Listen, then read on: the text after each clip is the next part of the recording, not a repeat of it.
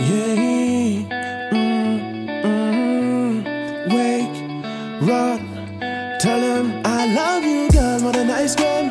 Every time I be around you, I can tell you. Et yo, bienvenue pour ce nouvel épisode du Fourth Down Podcast. Aujourd'hui, donc, c'est l'épisode spécial pour les finales de conférence. Alors, pour cet épisode, je suis accompagné de deux gars. Alors, un que vous connaissez déjà, Loxy, c'est sa 20e apparition en 10 épisodes. Enfin, j'en sais plus, mais voilà. C'est comme si c'était son podcast. Comment vas-tu, Loxy? Ouais, toi, oui. Ben, ça va, hein. Loxy qui se remet petit à petit de son chagrin, vu que les Browns ont été éliminés.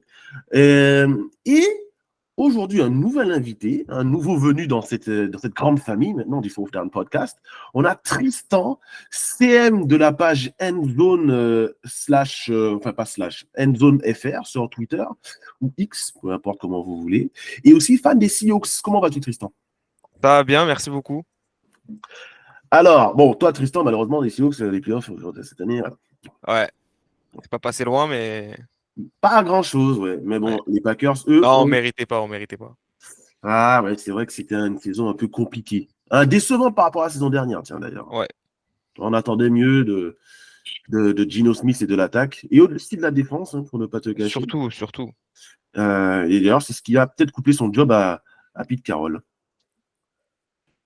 Je pense que c'est en tant que, tu vois, de head coach avec un mindset plutôt défensif, quand tu as peut-être 6-7 saisons d'affilée avec une défense average, voire moins bien que la moyenne, ça laisse un peu à désirer. Après, c'est un très bon leader d'homme, mais les défenseurs, enfin les défensifs coordinateurs, ils se succédaient tous les ans, tous les 2 ans, et c'était jamais ça. Donc au bout d'un moment, ça retombe sur lui. Et puis il avait 72 ans aussi, donc il y a un moment, il faut laisser la place. C'était le plus vieux head coach avec Ouais. Bill Belichick. D'ailleurs, on a perdu les deux plus vieux head coach de la ligue. Ouais, en 2 jours d'écart, je crois. Ouais, parce que tu as Nick Saban qui a pris sa retraite, tu as Pete Carroll qui se fait licencier, entre guillemets, Bill Belichick, c'est pareil. Donc, c'est vrai, on a perdu l'ancienne garde des head coach NFL. Deux anciens, en plus, Pete Carroll, c'était le head coach avant Bill Belichick, juste avant lui aux Patriots. Donc, non, ça va faire bizarre. Tiens, ça va faire bizarre. Ok. Bon, on va rentrer dans le vif du sujet, les gars, parce qu'on n'est pas pour enfiler des perles. Premier match, celui de dimanche à 21h. Donc, c'est la finale AFC qui oppose la meilleure équipe AFC cette saison, les Ravens de Baltimore, qui reçoivent donc dans le Maryland les Chiefs de Kansas City. Alors, je vais vous donner les cotes tout de suite. Alors, Baltimore est coté à 1,48 et Kansas City à 2,55. Alors, tiens, Loxy, t'en penses quoi? Je trouve la cote des Chiefs un peu élevée. Ouais. Je pense. Après, je comprends le fait que ce soit à Baltimore et que les Ravens soient la meilleure équipe de la ligue. Je pense que ça joue dans la différence de cote. Mais ouais, je trouve la cote des Chiefs assez élevée. Mais si je prends la logique de tous les paramètres pour faire des cotes, j'ai logique, mais pas haute. Et toi, Tristan? Je trouve la cote cohérente, mais j'aurais toujours du mal à miser contre Patrick Mahomes, même si je pense que les Ravens la prendront pour moi dimanche, parce que je vois pas de meilleure équipe, de meilleur roster plus complet, plus efficace que eux en ce moment. Mais c'est toujours difficile de miser contre Patrick Mahomes, surtout en playoff en janvier. Ouais, c'est clair que si on est factuel et même très pragmatique, il y a une équipe qui est bien meilleure que l'autre. En termes de roster, tu prends le roster des Ravens, il est largement au-dessus de celui des Chiefs. Mais le facteur X, entre guillemets, c'est le quarterback. Et quand tu as le meilleur quarterback de la ligue depuis 3-4 ans, c'est compliqué de miser contre lui. Tu vois. Donc, ouais, je comprends. Moi, les cotes à 2,55, ouais, c'est vrai que ça fait élevé. C'est tentant, tu vois, à prendre. Ouais. Mais petite information, je pense que Joe Thuney, le garde qui vient des Patriots, ancien des Patriots, ne devrait pas jouer ce dimanche. Et lui, c'est à sa position l'un des meilleurs de la ligue. Donc déjà que la ligne offensive des Chiefs n'était pas en très grande forme cette saison, Bah alors, s'ils doivent rencontrer les Ravens, qui eux ont la meilleure ligne défensive de la saison, avec 60 sacs produits, ça risque d'être très compliqué. Ouais. J'espère que Patrick Mahomes, il aura pas des flashbacks du Super Bowl contre les Bucks, où il avait juste pas de ligne offensive. Mais c'est ça qui me fait peur, là. Parce C'est qu'on avait exactement. vu que cette année-là, ça avait été vraiment difficile en attaque pour eux, alors qu'ils avaient un Travis Kelce 2 ans plus jeune. Ils Hum. avaient Tyreek Hill. ouais, ils avaient Tyreek Hill. Donc, pas, euh, pas facile pour lui. Surtout que côté droit de la ligne, c'est surtout celui-là qui prend l'eau chez les Comment il Chiefs. s'appelle Jawan Taylor, je crois. Ouais, c'est ça, ouais, c'est un Taylor, ouais, c'est Taylor. Mm, Lui, il prend l'eau depuis le début de saison. Et là, la ligne défensive, encore une fois, des Ravens, elle rigole pas. Elle a mis à mal la ligne offensive des Texans, qui pourtant, toute la saison, a été l'une des toutes meilleures lignes offensives de la NFL. Hein. mm, mm. Donc, ouais, match compliqué. Alors, si tu devais donner un vainqueur, l'autre, ce serait qui? Je prends toujours en compte le meilleur joueur du match. Et le meilleur joueur du match s'appelle Patrick Mahomes. Bon, je pense qu'en playoff, Patrick Mahomes, à part Tom Brady, personne ne peut le battre. Donc, je pense que les Chiefs vont le prendre. Mais ça va se jouer un play de Magic Mahomes. C'est une passe Magic Mahomes. Une passe sidearm sur Travis Kelce, il prend 20 yards, il reste 30 secondes, field goal. Genre, un play que plus elle peut faire. Donc je pense que les Chiefs vont le prendre. Mais ça va être chaud, ça va être chaud, ça va être chaud. En plus, tu fais bien de parler du field goal parce que c'est aussi une opposition de kicker. Hein, parce qu'on a Aussi, deux ouais. des tout meilleurs kickers de la ligue entre Harrison Butker et Justin. Tu sais que moi, Tristan, tu le sais pas, mais il le sait que I believe in Justin, peu importe quel Justin, tu vois, que ce soit Justin Fields, Justin Tucker, Justin Justin Timberlake. Justin Bieber, ouais. Alors, faut pas les connaître. Mais il y a un Justin chez les Ravens aussi. Maduike. Ouais, T'as tué. Mathieu Buquet, ouais, Il est fort. Hein. C'est une grosse il est saison, jeune, il est fort. il est fort. Non, mais c'est une équipe, encore une fois, qui fait peur sur le papier. Je ne sais pas, mis à part les Niners, je ne sais pas quelle équipe a un meilleur roster. Ça se tape entre les deux. Toi, Tristan, du coup, tu mises sur qui? Moi, je me suis un peu dévoilé tout à l'heure, mais je pense que je vais jouer les troubles faites et je donne la victoire aux Ravens. Et en vrai, je pense que le match va être moins magique que ce que Loxy pense. Je pense que ça va être un match hyper fermé où la défense des Chiefs va donner du mal à l'attaque des Ravens et la défense des Ravens va vraiment rendre le match infernal pour Mahomes. Et je pense que ça va être un match très, très défensif et très fermé. Et donc, du coup, tu prends Je prends les Ravens. les Ravens. Ouais. Alors, moi, si je dois respecter mon bracket qui, pourtant, pour l'instant, est nickel chrome, hein, c'est-à-dire que je me suis pas trompé une seule fois. Si je dois respecter mon bracket, je dirais donc les Ravens. Mais je vous cache pas que les Chiefs me font peur. Parce que c'est une équipe qui, cette année, s'est traînée, en fait, hein, les Chiefs. Toute l'année, ils se sont traînés. Ils n'ont pas été spécialement bons. Et en fait, je me dis, avec du recul, que comme ils ont été champions l'année dernière, ils ont juste passé la saison régulière parce qu'il faut la passer. Tu vois, La corvée, quoi. c'est ça, la corvée de la saison régulière. Mm-mm. Et une fois arrivé en playoff, tu as un switch. Alors, je ne sais pas, en général, le switch, tu ne le trouves pas comme ça. Hein.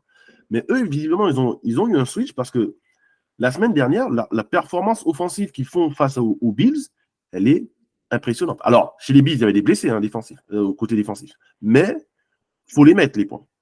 Ouais. Et donc, tiens, les gars, ça me fait penser à un truc. Si Lamar Jackson ne va pas au Super Bowl là, cette année, est-ce que son contrat sera malgré tout, selon vous, mérité? Oui. Ouais, je rejoins Loxy là-dessus. Pour moi, c'est mérité. Ne serait-ce que parce que il a eu une progression fulgurante et depuis qu'ils ont changé d'offensive coordinateur, ça se passe beaucoup mieux à la passe que je crois qu'il a remonté à sa saison MVP où il a pas fait une aussi bonne saison à la passe. C'est vrai. Donc pour moi, il mérite amplement et de toute façon, quand tu vois le cap space des équipes NFL qui fait que augmenter chaque année, en fait, dans 3 ans, le contrat de Lamar, il sera même plus Impressionnant que ça. si Hein. impressionnant que ça, ouais. Mmh. Parce que maintenant, tu regardes le contrat que Mahomes a signé de 500 millions sur 10 ans. Maintenant, Ridicule. c'est presque cheap comme Ouais, contrat c'est pour un ça, QB. ouais. En tout cas pour Mahomes. Ouais, Parce que quand tu regardes, ça fait 50 millions d'années et tu as des mecs qui sont pas très loin. Bah, il suffit de regarder le contrat de Justin Herbert, Joe Burrow, tout ce qui, même Jalen Hurts qui se sont signés l'intersaison Ouais, dernière, c'est plus. c'est ça. Donc, non, ouais. Moi aussi, je trouve que c'est mérité. Après, moi, j'avais déjà fait une vidéo pendant toute cette période de négociation avec les Ravens où je disais que, ouais, c'est un mec qu'il faut payer. Le mec, il est MVP de la ligue et il va être double MVP à moins de. Il a même pas 28 ans. Ah non, non, non, il a été drafté à 21, donc Il a 26 ans. je crois qu'il est plus jeune que Joe Burrow, si je dis pas de bêtises. Ouais, ça c'est pas déconnant. Ça m'étonnerait pas, tu vois. Il a 26 ans, le mec, il va avoir 2 MVP. Donc, Ouais, non, il a eu 27 la mort. Il a eu 27. 27. Il a eu 27 en janvier. Voilà, tu vois, il vient d'avoir 27 ans. Il vient d'avoir. C'est Il a encore 10 ans peut-être dans les pattes. Un peu moins. Ouais. Après, avec son style de jeu, Un peu moins de 10 ans quand même. ouais, un peu moins de 10 ans. S'il est Bah, encore il devra, enfin, si à 37 ans il joue encore, enfin, à mon avis, il aura changé de style de jeu d'ici Ouais. là. Faut jeter un bras. Mais c'est vrai que Pour l'arrivée ça, de il lance bien.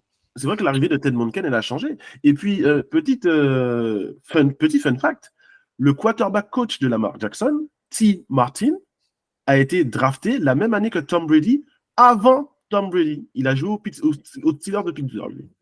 Il était drafté. Ok, Comme ça, c'est une petite fun fact comme ça. Bon, j'aime bien. Il n'a Belle pas eu une anecdote. longue carrière NFL, mais voilà, il a quand même, il a vite été dans le coaching et puis ça lui réussit puisqu'il est quarterback coach d'une des meilleures attaques de la ligue aussi. Hein. Il a Ouais. MVP. Donc, oui. Et du MVP, futur MVP entre guillemets. Ok, et tiens, il y a un truc qui me dérange aussi, les gars, c'est Patrick Mahomes. Je suis le premier à dire que c'est le meilleur quarterback de la ligue. Aucun souci à ce niveau-là. C'est le meilleur joueur de la ligue en ce moment et depuis plusieurs années. Mais j'ai l'impression que les médias, et surtout aux États-Unis, hein, essaient de nous le mettre dans le statut du meilleur de Underdog tous. un peu. Ah, de meilleur de tous les temps. Ouais. J'essaie déjà de lui donner le statut de meilleur de tous les temps. Et ça me dérange. Alors, vous savez très On sait bien pourquoi, pourquoi ça me mais- dérange. Hein. Mais aussi, en fait, ça m'oblige à critiquer un mec que j'ai pas envie de critiquer, surtout, tu vois.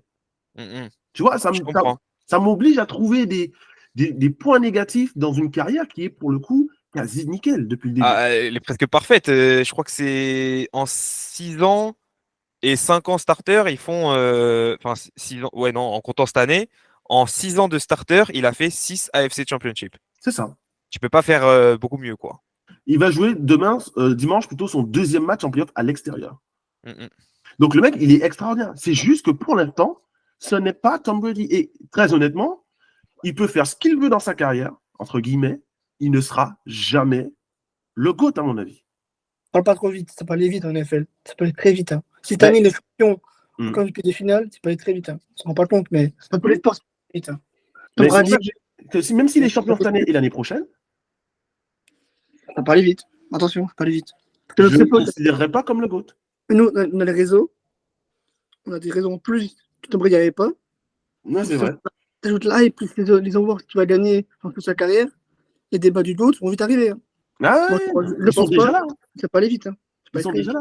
T'en penses quoi, Tristan? Je pense que pour l'instant, il n'y a pas trop de débat que déjà Tom Brady, à lui tout seul, il a plus de Super Bowl que n'importe laquelle des franchises a dans toute son histoire. Donc c'est incontestablement le GOAT et ce pour encore plusieurs années. Après, je pense que d'une part, il faudra voir, pour comparer leur carrière, il faudra qu'on ait un nombre d'années significativement équivalent. Ouais. Mais pour moi, c'est Tom Brady, tu regardes, il a presque 2 carrières en une seule et 2 carrières de Hall of Famer en une seule. Tellement c'est absurde les statistiques qu'il met. Après, quand tu compares à leur début de carrière, donc tu prends je sais pas, 150 premiers matchs de Tom Brady, ouais. Là, tu as débat. Et deuxième point, et là, je pense que ça, ce sera jamais, on pourra jamais le changer, c'est qu'il y a eu un match-up Tom Brady et Patrick Mahomes au Super Bowl, et c'est Tom Brady qui l'a gagné. Après, c'est une équipe contre une équipe, c'est pas l'un contre l'autre, ils sont même pas tous les deux en même temps sur le terrain, mais voilà quoi. Non, mais je suis tout à fait d'accord avec ça. Si on prend le début de carrière de Tom Brady, c'était aussi à une époque où on faisait beaucoup plus de jeux de course. Donc, les statistiques de passes à l'époque, c'était elles sont pas du tout comparables. C'est deux époques différentes. C'est pour ça que j'ai toujours du mal avec les mecs. Ouais, tel receveur, il a milliard, c'est le premier arrivé. Ouais, mais en fait, c'est deux jeux complètement différents entre le début des années 2000 et là, le début des années 2020, fin des années 2010. C'est quand même deux jeux différents. Et puis, ouais, comme tu l'as dit, au moins, on a le débat, aussi en basket, on a le débat LeBron James, Michael Jordan. Alors, pour moi, il n'y a pas de débat non plus. Mais tu vois, il y a toujours le mythe, est-ce que si les deux avaient joué en même temps, machin, voilà. Bon. Là, on a de fait, tu vois, les deux qui ont joué l'un contre l'autre, entre guillemets, en AFC, en finale AFC, en finale de conférence AFC, à Kansas City, où mes Patriots sont allés à Kansas City gagner en prolongation, tu vois, chez Patrick Mahomes, et on a la confrontation au Super Bowl. Donc, on a deux matchs où, littéralement, les mecs, ils étaient là sur le terrain en même temps, tout est relatif, mais ils étaient là. Et t'en as un qui a gagné à deux reprises. Bon, moi, j'ai une question. Ok, le débat, si on prend tout ce qui est carrière, palmarès, ce genre de choses. Si on prend intrinsèquement les deux joueurs, je parle de techniquement, athlétiquement, tout l'archétype du quarterback, qui est le plus fort? Vraie question. Clairement, pour moi, Patrick Mahomes. Bah, palmarès. Sans palmarès, Patrick Mahomes, il a de bien meilleure qualité physique que Tom Brady. Ça, il a un meilleur bras, mais tu regardes le decision making de Brady, voilà, ça fait partie des caractéristiques intrinsèques du quarterback. C'est pas que physique. Mais en termes de talent pur, c'est comme Aaron Rodgers ou Dan Marino. Alors, non, moi, je ne l'ai pas vu jouer, mais c'est comme Aaron Rodgers ou Dan Marino. Tu vois, c'est des mecs qui, dans l'inconscient collectif, on leur dit, c'est les mecs, c'est les meilleurs talents qu'on a vus au poste de quarterback. Mais ça ne veut pas dire que c'était les meilleurs. C'était les meilleurs talents, peut-être, mais ce n'était pas les meilleurs. Ouais. Après, je pense pour les caractéristiques physiques pures et dures, enfin, je sais pas comment on pourrait caractériser ça, peut-être je sais pas, d'athlétisme. Tu regardes, Brady, il a été drafté au 6e tour, c'est purement pour cette raison, surtout, et Patrick Mahomes, il a été drafté au 1er tour, aussi pour cette raison. Parce qu'il avait un canon à la place du bras. Ouais. Aussi, en plus, il a été drafté pour ça avant tout, hein, parce que c'était un talent brut. Hein. Ouais. Et il a passé un an sur le banc et je pense que ça lui a fait le plus grand bien. Le Brady, j'ai vu le combine Brady, son combine, je l'ai vu, le robot. Mais le combine de Brady, c'est. Il a rond. Oui, mais c'est un sketch. Le mec ne ressemble à rien. Le mec ne ressemble à rien. Il a le temps le plus lent de l'histoire du combine pour un quarterback. Dis donc, il a fait un 10. Il a fait les 40 mètres, les 40 yards en 5 secondes 22. C'est-à-dire que tu as des linemen offensifs de 300, de 150 kilos qui vont plus vite. Ouais. Qui vont plus vite. Je crois que Dan Davis, il a fait moins de 5. Hein. Ouais. Non, mais Davis, il fait 30 kilos. Après, Tom Brady, tu vas pas lancer des bootlegs avec lui ou des tu vois ce que je veux dire. Tu vas pas aller des QB droits avec lui, tranquille. Hein, mais justement, tu vois, avoir un QB athlétique, ça t'ouvre une dimension dans ton playbook qui est infiniment plus grande, alors que avec Tom Brady, c'est comme, ouais, voilà, c'est ça. Mais là où il était bon, en fait, c'est que certes, il ne faisait pas de grandes courses comme les Lamar Jackson, Patrick Mahomes, Josh Allen, etc. Mais son déplacement à l'intérieur de la poche, c'est ça qui lui permettait justement de trouver de gagner du temps, tu vois, sur le pass rush, etc. Donc, c'est pour ça que c'était un QB athlétique, mais pas dans la même dimension que ceux dont on parle habituellement, c'est-à-dire Michael Vick, Lamar Jackson, Cam Newton même aussi, tu vois.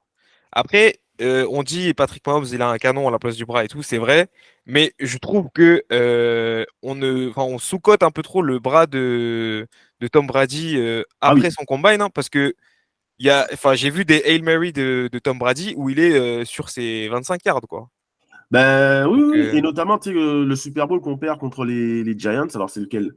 C'est le premier ou le deuxième? Je crois que c'est le premier en 2007, où tu as un Hail Mary, ça passe pas loin. Hein. Et le mec, il a un bras, hein, mais il a travaillé sa technique de lancer. Tu vois. Là, sa technique de lancer lors du combine, c'est plus du tout la même quand on est déjà en 2007. Tu vois. Il a vraiment travaillé sur sa technique de lancer et sur le fait d'avoir un bras un peu plus puissant, en fait. Ok, bon, en tout cas, pour moi, Patrick Mahomes ne sera jamais le GOAT. Ça, c'est fait. parce qu'il a perdu contre Tom Brady. Mais ça n'empêche pas, je ne suis pas en train de dire que le mec est un joueur extraordinaire qui sera au Hall of Fame parce que c'est juste ahurissant ce qu'il est capable de faire en tant que quarterback, en tant que joueur depuis qu'il est arrivé dans la ligue, quoi. Ça, on peut être d'accord à ce niveau-là. On peut dire qu'il n'est pas le GOAT sans dire que c'est un mauvais joueur. Tu vois. Les deux sont possibles. Ok, donc on part sur une victoire des Ravens avec Tristan et une victoire des Chiefs pour notre ami Loxy. Très bien. Deuxième match et dernier match. Donc celui-là, il est à minuit 30 dans la nuit de lundi à mardi, de dimanche à lundi plutôt. Les 49ers de San Francisco, rescapés, un peu miraculeux face aux Packers de Green Bay, reçoivent les Lions de Détroit, équipe surprenante, surprise de ce dernier carré. Alors tiens, Tristan, on va commencer par toi. Que penses-tu de ce match? Ah tiens, les cotes, avant de donner ton avis. Je t'écoute. San Francisco est coté à 1,28 et les Lions à 3,55. Ouh là là, je comprends pas un écart aussi grand. Mais pour moi, ça devrait être beaucoup plus serré que ça, vu ce que les 49ers ont montré contre les Packers. Je sais pas si on. Est-ce qu'on donne on doit juste réagir aux cotes là pour l'instant? Non, tu peux donner ton avis. Hein. Tu peux donner ton avis.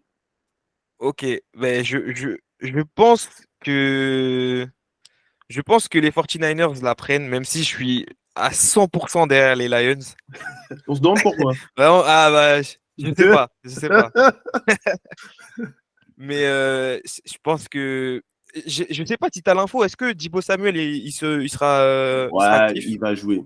Ok. Ils sont limités aujourd'hui, limité apparemment. Il s'est entraîné de façon limitée et je ne vois pas un monde où il ne joue pas dimanche. Oui, Il sera 100%, non, mais je ne vois pas un monde où il ne joue pas dimanche.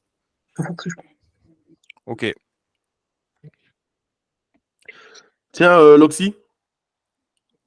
Je vois les Lions le prendre. Ouais, moi, je suis 100% Lions, mais je viens dans mon pronostic.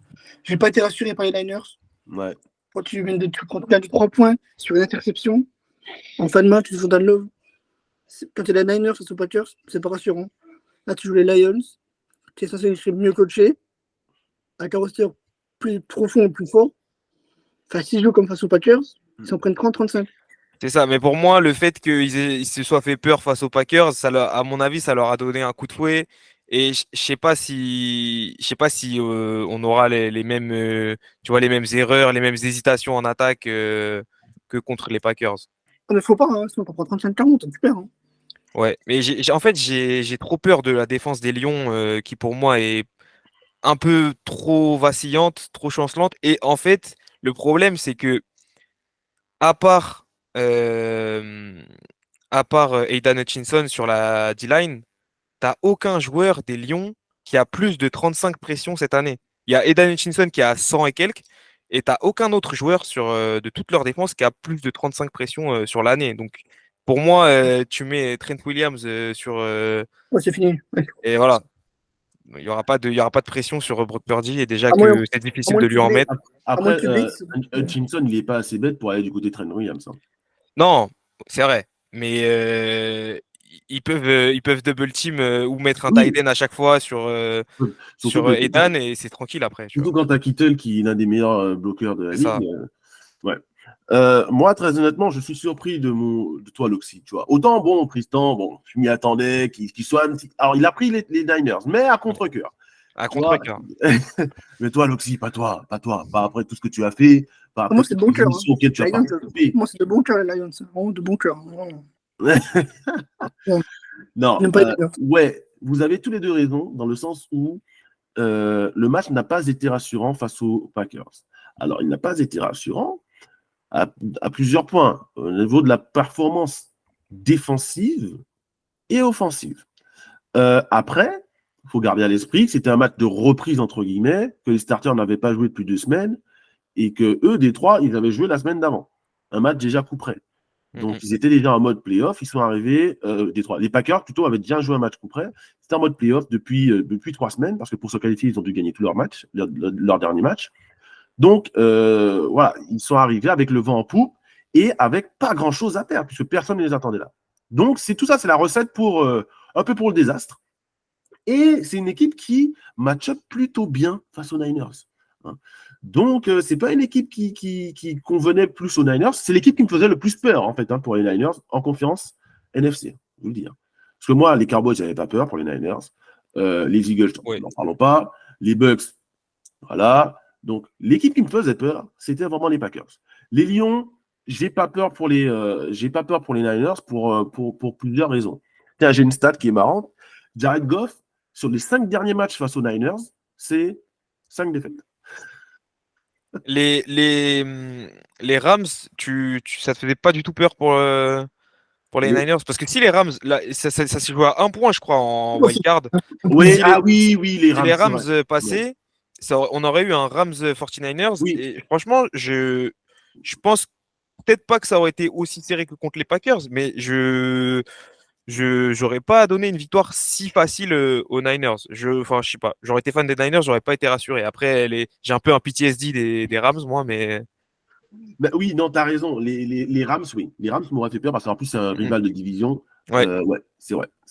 Là, ils sont bien coachés. Stafford a beaucoup d'expérience. Ils connaissent, ils ont gagné ensemble. Donc voilà, non, s'il y avait bien une équipe pour leur faire du mal, il y avait aussi, en plus des Packers, pour moi, les Rams. Mais comme ils se sont fait sortir au premier tour, pour moi, c'était réglé. Mais les Lions ne me font pas peur pour les 49ers parce que bien évidemment, dans mon bracket, j'ai mis les Niners vainqueurs. Ils me font pas peur parce que la défense des Lions est en très grande difficulté depuis plusieurs semaines. Hein, c'est plus de 350 yards de moyenne sur la défense des Lions. Donc, sachant que le jeu de passe des 49ers n'est pas dégueulasse. D'accord ? Clairement pas. On a un Brandon Ayuk qui mange tous les défenseurs des Lions, même si Debo n'est pas là. Johan Jennings mange tous les DB des Lions. Et si on doit prendre George Kittle, c'est une boucherie. Oui, et à CMC, on n'en parle même pas. J'ai même pas parlé. Je vais pas parler de lui. Même pas la peine. Après, quand tu vois que leur cornerback 1, c'est Cameron Sutton. Il a mangé Mike Evans sur tout le match. Il a pris 140 yards dans les dents. Ah non, mais. Et en plus, Evans, je crois qu'il en drop une ou deux. Enfin, ouais, sûrement. Comme Mike Evans, quoi. Mais donc, non. Les Lions me font peur. Hein. Défensivement, entre guillemets, ils sont pas assez solides. Et comme tu l'as très bien dit, sur la ligne défensive des Lions, personne ne met la pression au quarterback, mis à part Aiden Hutchinson. Donc, c'est le seul vrai danger de toute la défense des Lions, le seul vrai danger, avec Brian Branch quand même, le rookie qui est vraiment impressionnant, c'est Aiden Hutchinson. Donc l'attaque des Niners n'aura aucun problème à jouer contre la défense. Et ensuite, défensivement, les Niners vont match-up très bien avec les Lions. On va avoir une belle opposition entre la ligne offensive des Lions et la ligne défensive des 49ers. Donc ça va être intéressant. Et j'ai envie de voir Amon-Ra St. Brown, face au DB des Niners. Mais Charvarius Ward fait le taf depuis le début de saison. Donc, tu vois, je suis pas... Et puis, l'incroyable le Freddy, Warner et Dre Greenlaw vont, à mon avis, stopper plutôt bien, que ce soit Sam Laporta ou les running backs. Ouais. Tout à l'heure, tu m'as donné les stats de Matthew Stafford contre les Niners, non? Non, c'est Jared Goff. Ah ouais, c'est ça. Il Il est à 0,5. Ouais, sur les 5 derniers matchs. Ok. Et en plus, ils seront ils seront à San Francisco, quoi. Les 49ers sont à domicile. J'ai vu une autre stat passer. Là, j'étais en train de la regarder, mais je ne vais pas la trouver, bien évidemment. C'est que les Lions vont jouer genre leur premier match qui n'est pas dans un dôme. Ça, c'est le deuxième match de la saison qui n'est pas dans un dôme. Sinon, tous les autres matchs de la saison, ils ont joué dans un dôme. Puisque déjà, ils jouent à domicile, dans un dôme. Ouais. Et si on regarde le calendrier, ils ont quasiment systématiquement joué dans un dôme. Et là, ça va être l'une des premières fois intéressant, je savais pas. Qui ne jouent pas dans un dôme. Et la dernière fois qu'ils n'ont pas joué dans un dôme, Jared Goff, c'était 165 yards à la passe. T'es contre qui? Alors ça, je ne sais plus. Là, je n'ai pas retrouvé la stat. Mais j'ai vu passer. Je l'ai liké sur Twitter pour essayer de le retrouver après, mais vas-y, laisse tomber. J'ai liké trop de trucs après, donc c'est bon. Mais en tout cas, ouais, c'était 165 yards à la passe. Après, pour rebondir sur les Lions, l'avantage, leur attaque est stratosphérique. Vraiment. Ben Johnson est un génie offensif. Si Play Collins toujours bien pensé, Citizen, c'est pareil. Donc, tu peux défendre la porta comme tu veux. T'as Jamir Gibbs, t'as quand des ballons. T'as Ouais. Russell Brown. T'as Montgomery Williams. aussi. T'as T'as Reynolds. Jameson Williams. T'as Brock Wright, qui a fait un gros play de semaine dernière. Bon, un Ouais, seul Josh catch. Reynolds. Oui, Josh Reynolds. T'as tellement d'armes possibles. Mm. Avec un mec comme Ben Johnson qui fait le play calling, qui est peut-être le meilleur corps off actuellement en NFL, je pense, c'est loin. Avec le Monken, qui est pas mal. Mais moi, je dis attention. Faut que si les Lions mettent plus de 30 points, c'est gagné. Non. Je pense autant j'avais dit que le match contre le Ravens Chiefs serait un match fermé et défensif, autant je pense que celui-là, ça va être complètement ouvert et que les Lions vont prendre des points, c'est sûr. Ils vont en mettre, c'est sûr. La question, c'est est-ce qu'ils vont en marquer plus ou pas que 30, quoi. Ah, ça, c'est Moi, Loxy, je vais être honnête avec toi. Après, moi, tu sais comment je suis. Hein. Si les Lions mettent plus de 17 points dans ce match, je serai impressionné. Oui. Alors, Non, mais on soit honnête. on en a mis 19 aux Niners. Hein. Oui, non, mais Lions, ça va le faire. si les Lions mettent plus de 17 points, je serai impressionné. Parce que je J'ai pense vu même pas que le match sera serré. Très honnêtement.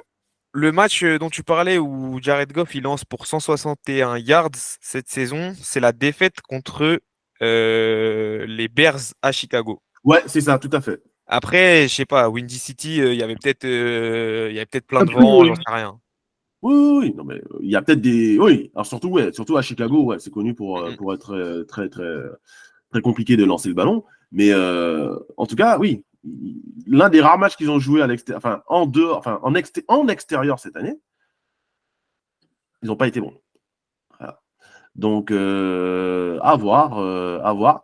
Est-ce que, tiens, ça nous lance sur le débat d'après, Brock Purdy. Parce que c'est pareil pour Patrick Mahomes. J'ai l'impression que quand je défends Brock Purdy, que j'en fais le meilleur quarterback de la ligue. Tu vois. Alors que pas du tout. Hein. Mais la critique, pour moi, elle est tellement exagérée sur ce mec-là que je me sens obligé de le défendre comme si c'était un joueur de mes Patriots. Tu vois. Alors que je m'en fiche des Niners, tu vois, à la base. Mais je me sens obligé de le défendre. Vous en pensez quoi de toutes ces critiques qu'il reçoit? Moi, je trouve que c'est pas justifié. Certes, il est entouré d'un bon roster. Il a peut-être le meilleur ou l'un des meilleurs coachs de la ligue, qui est en plus un coach offensif, donc qui est de son côté du ballon. Et il a toutes les qualités requises pour jouer dans un système à la Kyle Shanahan, à savoir lancer avec anticipation au milieu du terrain et précisément, lancer rapidement et ne pas encaisser de sac. Donc avoir un bon sens de la pression dans la poche. Et ça, c'est les choses qu'il maîtrise parfaitement. Voilà, il va jamais te faire des scrambles à la Lamar Jackson. Il va jamais lancer des bombes à la Josh Allen. Mais ce qu'il fait, il le fait très bien et c'est ce qu'on lui demande. Je vois pas pourquoi il se prend autant de critiques. Alors que voilà, je n'ai pas les Niners dans mon cœur, mais franchement, c'est vraiment pas justifié. Surtout que il a été drafté dernier de sa classe, dernier choix de la draft, et c'est le meilleur QB de la QV de loin. C'était la draft où il y avait Kenny Pickett, Malik Willis, Desmond Reader, et je sais plus qui c'est le dernier, c'est celui qui était chez les Panthers. Attends, c'est Matt Corral. Ah oui, ouais, tout à fait. Donc voilà, Et Samuel. Oui, et Samuel. Samuel qui est peut-être le moins pire avec Kenny Pickett. Il n'est pas aidé, vraiment. Il n'est pas aidé. Pas aidé. Mais bon, il ne sera pas quarterback titulaire l'année prochaine, hein, Samuel. Mais tiens, avant que tu donnes ton avis, Loxy, sur Brock Purdy, tiens, j'ai des stats. Je vais préparer mon truc parce que c'est tellement impressionnant la critique sur Brock Purdy qu'on en oublie certaines choses. Les complétions de plus de 30 yards dans les airs. Brock Purdy, une. Josh Allen, dont tout le monde dit que c'est un top 3 QB de la ligue, c'est 0. Alors qu'il a un Stephen Diggs. Attends, Josh Allen, cette année, c'est 0% de complétion à plus de 30 yards. 0 sur le week-end dernier, hein, je crois. Ah, ok. 0 complétion de plus de 30 yards. Brock Purdy, complétion de 20 yards ou plus dans les airs. C'est pas juste un check down qui part pour 20, c'est pas bien dans les airs. 2. Allen, 0. Après Allen, il a joué sans Dave Davis. Il était tout seul. T'as l'autre, il a Kittle, McCaffrey, Ayuk. Enfin, c'est facile quand même. Oui, mais il faut les. C'est 20 yards dans les airs. Ouais. Oui, Après, Pas des il jouait, takedowns, il ça jouait pas. marche. Si tu compares les stats seulement la semaine dernière, il jouait pas contre la même défense quand même. Parce que pas sûr, j'aime bien, mais au bout d'un moment. Mais la défense de aux Green dernières Bay nouvelles, contre ils ont viré leur défensif coordinateur, quoi. Ouais, la défense de Green Bay contre la passe, c'était une bonne défense cette année. C'était pas non plus du bottom. Hein. Non, pas du bottom. Pas du bottom. C'était du top 15 cette année. Hein. mais c'est pas les Chiefs. C'est ça pour la différence, tu vois. Oui, ça on est d'accord. Ça on est d'accord. Mais en nous vend Josh Allen comme étant le top 3 de la ligue, moi je le vois pas dans le top 3, tu vois. Purdy non plus, tu vois. Purdy non plus. Comment Purdy non plus. Ah mais et c'est là que tu vois le problème. C'est qu'on me dit que je ne suis pas en train de dire que Purdy est un top 3 QB de la ligue. Je dis juste qu'il est top 1 dans toutes les catégories statistiques cette année. Mm, mm. Et Les ça, c'est un défauts fait. de Brock Purdy, c'est les qualités de Josh Allen. Très simple. Comment? Les défauts de Brock Purdy, c'est les points forts de Josh Allen. C'est-à-dire, explique-toi. Allen est mobile, Mm. il improvise. Mm. Quand tu prends des yards à la course, généralement, c'est un big play. Mm. Et Brock Purdy est propre, il n'a pas de pic. Il fait ses lectures correctement, donc tu ne vas pas chercher des plays impossibles. Là où Josh Allen envoie des bombes tout le temps, quasiment, il surcote son bras par moment. Que Allen est le génie de big play, d'improviser, faire des big plays à la course. Là, Brock Purdy est un QB général, un QB manager, élite, tu vois. Je pense que Josh Allen est un QB élite par ses qualités intrinsèques. Là, Brock Purdy, c'est intellectuellement, tu vois, qu'il l'est. Tu vois, moi, j'ai du mal à mettre Elite et Josh Allen dans la même phrase. Hein. Pourtant, il est. Je comprends, il y a de gros défauts. Hein. Ses lectures, c'est pas toujours très bonne, il envoie des bombes à chaque fois. Mais mine de rien, le mec va toujours en playoff, tu vois. La semaine dernière, il a lancé 0 passe de plus de 10 yards. 0. Parce que, encore 20 yards, je veux bien. 10 yards, c'est 0. Mm, Au bout d'un moment, tu es Josh Allen, top 3 QB, soi-disant de la ligue, tu vois. Ouais, mais je pense que le match contre les Chiefs, ça, c'était. Je sais pas quelle température il faisait, mais Ouais, il faisait pas chaud, hein, c'est clair. il devait faire froid à Buffalo. Mais je sais pas, pour moi, c'est difficile de prendre seulement ce match et d'en tirer des conclusions Hmm. d'extrapoler sur, Josh sur Allen. Josh Ouais. Allen en général, quoi. Mais quand tu regardes Patrick Mahomes, après, c'est Patrick Mahomes, hein, mais nomme-moi un receveur de Patrick Mahomes que tu prendrais à la place de Stephon Diggs. Aucun. Aucun. À part si Kelsey est un receveur, mais non. Tu vois. Non, mais voilà. Non. Et encore, Non, Kelsey, cette année, il n'a pas été bon. Donc, tu vois, et Patrick Mahomes, la semaine dernière, il a lancé le ballon dans tout le terrain. Ouais. Donc, moi, je veux bien l'excuse de Josh Allen, il n'y avait pas Gabe Davis, il y a encore Stephon Diggs. Hein. Ouais, c'est vrai. Et Après, Après, ça tu sais, Stephon Diggs, il a été, automatique. Hein. il a été muselé tout le match. On l'a pas vu, quoi. C'est ça. par C'est ça. Steed. Ouais. Il a réussi. Mais, Ce côté à la mort. mais en tout cas, pour en revenir sur Brock Purdy, toi, t'en penses quoi, Loxy? Alors, je comprends certaines critiques dans le sens où on le survend, mais je ne comprends pas la critique du fait que ce mec ira nulle part, tu vois, gagner. C'est pas un mec qui peut gagner. Moi, c'est un mec qui peut gagner dans un effectif avec quelque chose de précis, coaching de Kyle Shanahan. Comme a dit Yako, il colle toutes les cases pour être le QB de Kyle Shanahan. Et la différence de Garoppolo, qui était son successeur, entre guillemets, les blessures. Brock Purdy ne se blesse pas souvent. Tu regardes, il a joué tous les matchs. Alors, il a son match raté, très très raté sur Ravens. À quel point on l'a vu même ensemble. C'était excusable. Pour le coup, c'est pas de sa faute. En partie ici, c'est compréhensible. Et je pense que Brock Purdy a intellectuellement les qualités pour être un QB qui va gagner un titre. Mais pour moi, le top QB de la ligue, c'est des mecs qui sont des génies pour improviser aussi. Tu vois, faut avoir ce genre de qualité quand tu es un QB entre guillemets élite. Non, mais il peut le faire. Joe Burrow beaucoup moins, mais c'est un mec qui a des lectures parfaites quasiment tout le temps. Allen, il le fait. Lamar Jackson, j'en parle pas. Hurts est moins fort que Purdy, voilà, je le dis, je suis très clair. Talon Hurts est un moins bon QB que Purdy. Mais pour moi, Purdy est top 10 dans la ligne. Mais les critiques du fait que par son roster, oui, je suis d'accord. Il est entouré par le coaching, je suis d'accord. Sa ligne, il aide beaucoup, je suis d'accord. Mais Brock Purdy, entre guillemets, magnifie tout ça, tu vois. Brock Purdy, c'est le chaînon manqué aux Niners pour être champion. Mais ça n'empêche pas que c'est pas un mec qui est top 5 à son poste. Non, mais ça, tu vois, tu résumes à peu de choses près ce que je voulais dire. Et tu dis que Brock Purdy est entouré. Patrick Mahomes était entouré à ses débuts aussi. Hein. Une ligne offensive hermétique. Bah, un Tyreek Hill prime et un Travis Kelce prime. Ah non, Et c'est la division Tito Prime, nullissime, hein, à Pascal l'époque. Prime, Debo Samuel Prime, Ayuk Non, Prime, mais, tu vois. non, mais- oui, mais on est d'accord. Mais justement, on est d'accord. Pour dire que pour commencer sa carrière, pour commencer leur carrière, les mecs étaient entourés. Après, je ne dis pas que Purdy, c'est Mahomes. Voilà, Non. je pas dit ça. Mais on ne peut pas tenir, lui reprocher, entre guillemets, d'être entouré.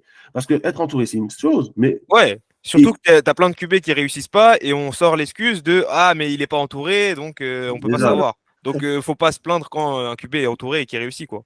et surtout quand le mec, c'est le dernier choix de la draft. Ah, mais là-dessus, d'accord. Si on lui reproche ça, fallait le prendre avant, hein. Fallait le piquer avant, Mhm. le joueur. Parce que Il serait tout si ailleurs. Brock Purdy avait été un premier tour de draft, Il serait ailleurs. si Brock Purdy c'était Bryce Young, on serait en train de nous le vendre actuellement comme le prochain Tom Brady. Oui, pour sûr. Ça, c'est sûr. Si on peut Tu vois ce que je veux dire? Mais juste parce qu'il est Mister Irrelevant, Brock Purdy, c'est ah, vas-y, il est surcoté. Non, il n'est pas surcoté. Le mec, ça fait 1 an et demi qu'il est starter. Il a perdu 4 matchs. Il fait son taf, voilà, simplement, il fait son taf. Ouais. Ok. Il fait son taf. Et encore une fois, il est premier dans toutes les statistiques de quarterback. Toutes les statistiques que tu peux. Il est premier à la passe. Alors, si on Bah, prend pas en pas, passing yard quand même. Ni en passing TD, ni en bref. Ah ben, en passing TD, il est top. Allez, il est top 2 ou top 3. c'est Prescott, non, numéro 1, je crois. Dak ou toi. Je crois qu'il y en a beaucoup qui sont devant lui, hein. Ah, je suis pas sûr. Je vais te dire les passing TD, je vais les avoir en pas longtemps. Mais à mon avis, s'il est hors du top 5, je serais surpris. Allez. Hors du top 5, je suis En surpris. passing yard, il est top 5. Juste devant Mahomes. Et derrière Josh Allen. En TD, il est 3e derrière Dak Prescott et Jordan Love. Voilà. Et devant Goff et Allen. En pourcentage de complétion, il est top 4. Devant Tua et derrière Kirk Cousins. En yards par attempt, il est premier. Mais ça, c'est boosté par les yards after the catch. Eh ben, ça, justement, j'ai malheureusement vraiment pas Parce la qu'il- stat sous les yeux, mais en termes de yard after catch, il est même pas dans le top 5. En moyenne ou au total? En moyenne, c'est les YAC, il n'est pas dans le top 5. Oui, en moyenne, il n'est pas dans le top 5, mais en C'est-à-dire total, que il est forcément dans le top 5 parce que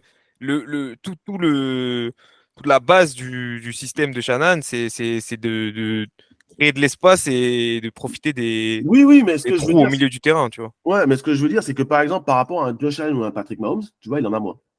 Il est à 1,3 yards de plus en moyenne en yards per attempt. Genre, il est à 9,6. Le Oui, deuxième, non, c'est Tua à 8,3. C'est énorme la différence. Sachant que Tua, son coach, c'est Mike McDaniel. Mm. Donc Kyle Shanahan Tree. Mm. Et le troisième, c'est CJ Stroud, dont l'offensive coordinateur est Bobby Slowick, et qui est disciple également de Kyle Shanahan. Tout à fait. Donc c'est vraiment pour moi le système qui est propice à ouvrir Mais là, il en a moins. au pass catcher. Mais cette année, il en a moins profité, par exemple, qu'un Patrick Mahomes, qu'un Josh Allen ou qu'un autre quarterback. Que les top 4 quarterbacks de cette saison, si tu veux, c'est lui qui en a le moins profité des yards after catch. Tu vois. J'ai vu la stat passer, malheureusement, c'est pas très sérieux, mais je ne l'ai pas retrouvé. Mais j'ai vu la stat passer aussi. Parce qu'en fait, ça aussi, c'est une idée reçue. On a l'impression qu'il fait des checkdowns à Debo Samuel, à Christian McCaffrey ou George Kittle, et que les mecs, ils prennent 30 yards derrière. Non? Alors, est-ce qu'il leur fait des passes de 20 yards où les mecs sont tout seuls? Oui, ça, il faut l'admettre. Mais il n'est pas systématiquement en train de faire des checkdowns. Les passes qu'il fait, bien sûr, elles traversent, elles font du voyage, quoi. Bien sûr, bien sûr. Pour moi, c'est beaucoup de milieu de terrain, la zone intermédiaire entre à peu près entre 12 et 18 yards, quoi. Ouais. Et beaucoup de checkdowns, mais sur des screens, sur des plays inventifs, des trucs schématiquement viables. Et par contre, vous avez dit tout à l'heure qu'il était entouré, je suis d'accord. Le seul truc où je diverge un peu de votre avis, c'est sur la ligne offensive, on ne se rend pas compte, mais c'est la quantité de sacs que Brock Purdy prend, c'est très peu, alors que sa ligne offensive concède énormément de pression. Ouais. Il est souvent sous pression. Et l'un des lancers. Il est très bon sous pression. Ouais, tout à fait. Et c'est l'un des meilleurs quarterbacks. Ça aussi, c'est une des stats où il est dans le top. L'un des meilleurs quarterbacks sous pression cette saison. Et je ne sais pas si vous avez vu le lancer qu'il fait, la passe qu'il fait à Jawan Jennings sur une 3e et 10 dans le 4e carton face aux Packers la semaine dernière, où tu as un défenseur littéralement en pleine face, quoi. Et il envoie le ballon en plein milieu du terrain, juste derrière le linebacker, juste devant le safety. Exactement. Et ça s'invente pas, ce genre de passe. Hein. C'est pas, c'est pas une prière que tu envoies. Hein. Et il faut la compléter parce il prend 15-20 yards sur la passe, quoi. Donc, non, il a de vraies qualités qui sont, en fait, mises sous le tapis. Parce que c'est pas des qualités qui sont spectaculaires comme lancer un TD avec sans regarder, avec une main dans le dos. Enfin, tu vois, c'est pas des trucs. Ouais. C'est pas Josh Allen qui va courir 52 yards pour aller marquer un touchdown. Ouais, voilà, c'est pas des highlights, alors que c'est tout aussi impressionnant, voire plus difficile. Ouais. Bah, clairement, surtout vu sa taille, Mm-mm. faire le lancer qu'il fait, c'est juste. Et d'ailleurs, c'est pas un mauvais athlète. Il court plutôt bien, Brock Purdy. Oui, tout à fait. Quand il a besoin de courir pour aller prendre un first down, il court pas mal. Tout à fait. Tout à fait. Il se déplace plutôt bien.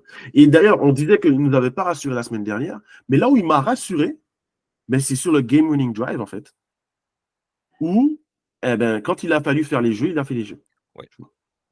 Et ça me rappelle, Loxy, toi, tu vas t'en souvenir, du match face aux Browns, où sur le drive, il remonte tout le terrain et il place son kicker à 41 yards pour gagner le match. Il a le choke. Et le kicker, c'est le kicker qui choke. Et le kicker qui choke. Ouais. Mais il avait fait le boulot et même Loxy était en train de se faire pipi dessus quand il regardait le match. Tu vois. Parce que tout le match était nul. Hein. Réel. Il était nul tout le match. Ah oui. Bah oui. Parce que tu tombes sur une défense qui est difficile à jouer. À ce moment-là, elle était top 1 de la ligue, je crois, la défense des Browns à ce moment-là de la saison. Tout à fait. Et en plus, et puis c'est normal pour un quarterback d'avoir des matchs sans, tu vois. Il a eu des matchs sans. Week 5 ou 6, je crois. Non, c'est 8. C'est la 8. T'es sûr? Parce qu'ils étaient en 5-0 et je crois que leur première défaite, c'est contre les Browns. Et après, ils sont en 5-3 et après, ils font que gagner. Ouais, mais c'était semaine 8. Ok. C'était semaine 8. À cause des bye week, alors. À cause des bye week, du coup. Parce qu'ils ont perdu en même temps, puisque j'avais un pari sur l'équipe qui resterait le plus longtemps invaincue. J'avais pris les Niners. Et au final, ils ont été ex aequo avec les Eagles qui ont perdu. En fait, ils ont perdu le même jour. Ok. Et c'était semaine 8.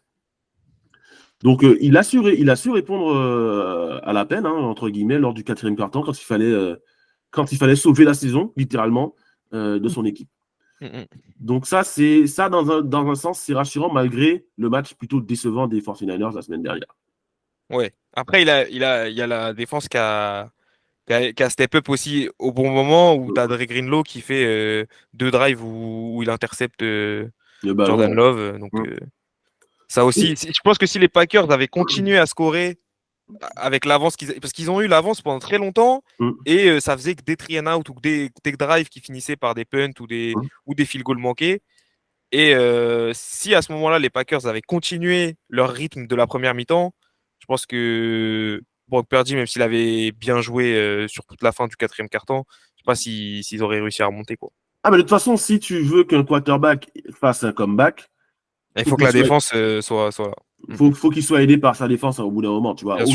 Autant je suis le premier fanboy de Tom Brady, mais tous les comebacks qu'il a fait, ils ont été possibles, et notamment, tu sais, le comeback face aux Falcons. Oui. Je peux en parler puisque Bat n'est pas là. Notamment le comeback face aux Falcons au final, lors du Super Bowl, il est possible parce que la défense, elle répond présent en deuxième mi-temps, tu vois. Ouais. Et on en parlait au tout début, avant de commencer le podcast, mais pareil, la victoire contre les Seahawks, c'est la défense. C'est la défense qui. En deuxième mi-temps, parce qu'on oublie souvent que Tom Brady lance deux interceptions lors du match. Il lance 2 interceptions, notamment une à Bobby Wagner lors de en deuxième mi-temps. Et c'est la défense qui step up. On arrive à saquer Russell Wilson à plusieurs reprises et à redonner le ballon à Tom Brady, tu vois. Ouais, il n'a pas été MVP à ce Super Bowl-là. Si, quand même. Hein. Il a quand même été? Ouais, parce que comme il lance 4 touchdowns. C'est même pas Malcolm Butler qui a été. Ah non, Malcolm Butler, il a joué 2 drives. Il a fait que ça. Ouais. Il a joué 2 drives, mais 2 drives les plus importants de sa vie. Hein. Ouais. Mais non, Tom Brady a quand même été MVP. Là où il n'a pas été MVP, c'est contre les Rams. Ah oui, c'est ça. C'est contre les Rams où là, en effet, il n'avait même pas été bon, en fait. Hein. Mais Julian Edelman qui avait 150 yards à la passe, à la réception plutôt. Voilà. Ok. Bon, écoutez, ça clôture l'émission. Donc, pour récapituler, Vous me donnez. Alors, Loxy, lui, part sur le upset alert total avec les Lions vainqueurs à 3,55. Hein. Il faut oser. Il faut oser. Mais c'est vrai que c'est pas dans l'ordre de l'impossible. Surtout que Et la cote est elle elle est donne vraiment envie. Hein. sexy. Ouais. Elle donne envie, la cote, là. Je ne cache pas. Mais il faut savoir, ils ont gardé. Je pense que ça sera un blowout. Et Tristan, lui, qui nous donne aussi les Niners. Tout comme moi. Donc, on verra bien. En tout cas, il faut profiter de ces matchs-là parce que ce sont les derniers de la saison. Il ne nous reste plus qu'officiellement 3 matchs. Ouais. Parce que le Pro Bowl, bon, voilà, c'est le Pro Non, Bowl. Voilà. C'est de l'exhibition plus qu'autre chose. Donc, il nous reste 3 matchs avant 7 longs mois de disette. Hein. Donc, profitons et essayons de se faire un peu d'argent sur les paris sportifs. On essaiera. Hein. Je vous proposerai des marqueurs, même si les cotes ne sont pas top top. Mais en tout cas, merci à toi, Tristan. Merci à toi, Merci Alexis, pour d'être venu. l'invitation. Au plaisir. Et puis, ben, on essaie de se retrouver juste la semaine du Super Bowl. La semaine du Super Bowl pour donner nos avis sur les récompenses de fin de saison et bien évidemment sur l'éventuel vainqueur du Super Bowl. En tout cas, si on écoute Tristan et moi-même, on aurait un Ravens 49ers, comme je l'ai dit dans mon bracket. Et si on écoute Ah, il est... Et si on écoute Loxy, on a Lyon Chiefs. On n'a même pas le même Super Bowl, Loxy. Enfin, rien en commun. Ah, je tente le coup, tu vois. Il y a des flemme de voir les seniors. Les mecs quand ils perdent. Bah, Pas pourquoi, moi, mon Super Bowl idéal, ce serait Ravens Lyon. Parce que bon, les Chiefs, on les voit trop souvent au Super Bowl, ça devient redondant quand on n'est pas fan des Chiefs. Et flemme de voir les, les Niners au Super Bowl. Donc, Super Bowl idéal, Lyon Ravens. Super Bowl pressenti, Niners Ravens pour moi. Ouais, du coup, moi, tu vois, ressenti, idéal, je l'ai fait, c'est Chiefs, Lyon, ressenti Ravens, Niners, je pense. Aussi, ouais. Ça sera comme ça, mais ce que je souhaite, quand je fais tous mes paris, c'est les Lions, Chiefs. C'est tout que Et, je me fais à Paris, j'ai dans un bar, à et du l'époque. coup, si t'as le Chiefs Lyon que tu imagines, tu dirais que c'est qui la prend? Comme ça, là, sans blessure, sans rien, enfin, on prend pas en compte les trucs qui sont pas encore arrivés, quoi. Pat Mahomes. Ouais, Ouais, logique. c'est Pour la pour même mettre raison tout, que tu. Ouais, ok. généralement, quand c'est les playoffs, je prends le meilleur joueur sur le terrain. Pour moi, c'est la meilleure équipe, du coup. Tu vois, quand le meilleur joueur, c'est le meilleur niveau. Pat Mahomes, c'est le meilleur joueur de la ligue, donc je me dis en playoff, Ouais. peu de monde, à part Tom Brady, personne n'a battu. Mais Très après, tu peu vois, ça arrive. Regarde, le Packers Cowboys.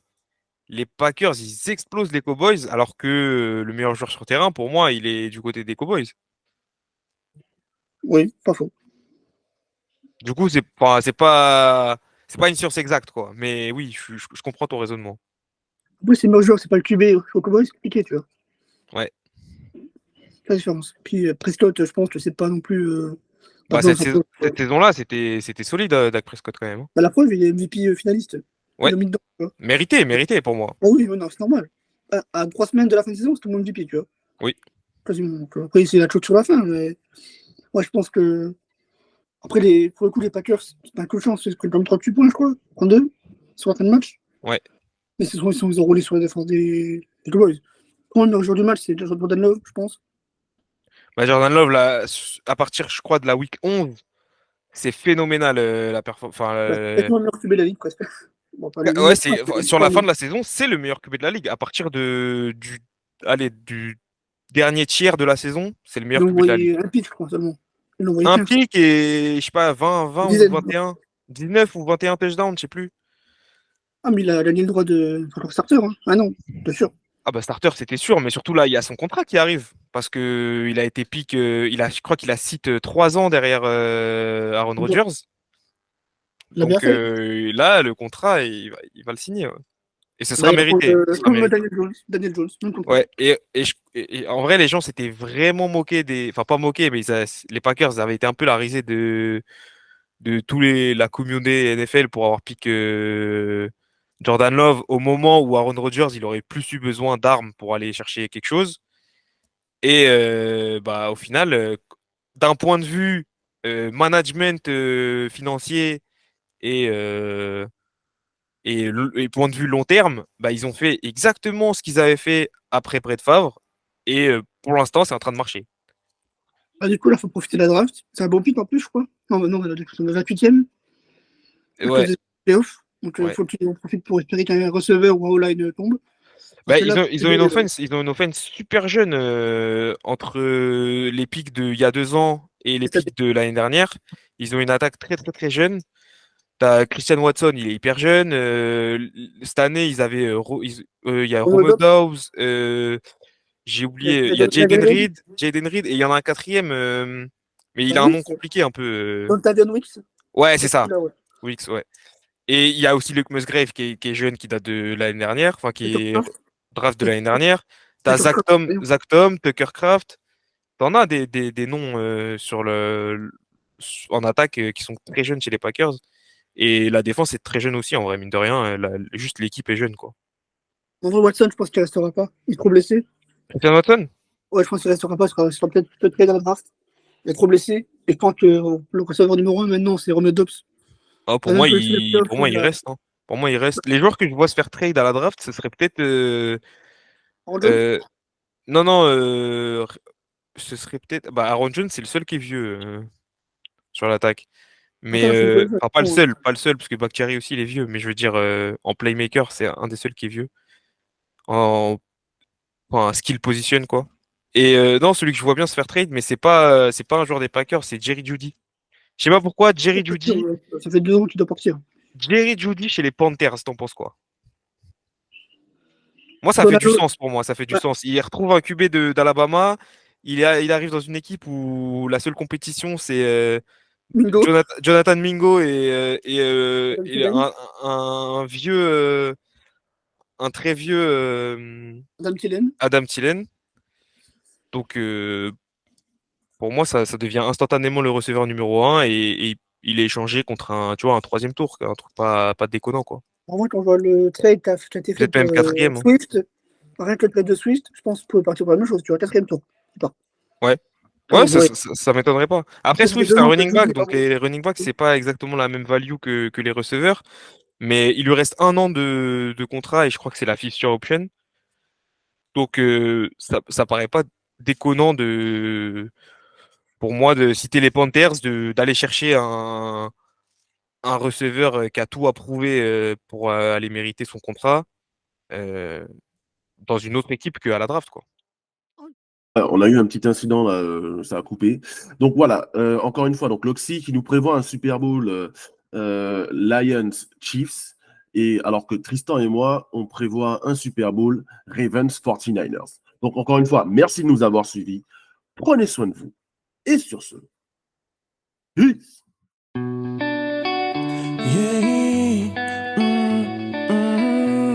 Wake, rock, tell him I love you, girl, what a nice game. Every time I be around you,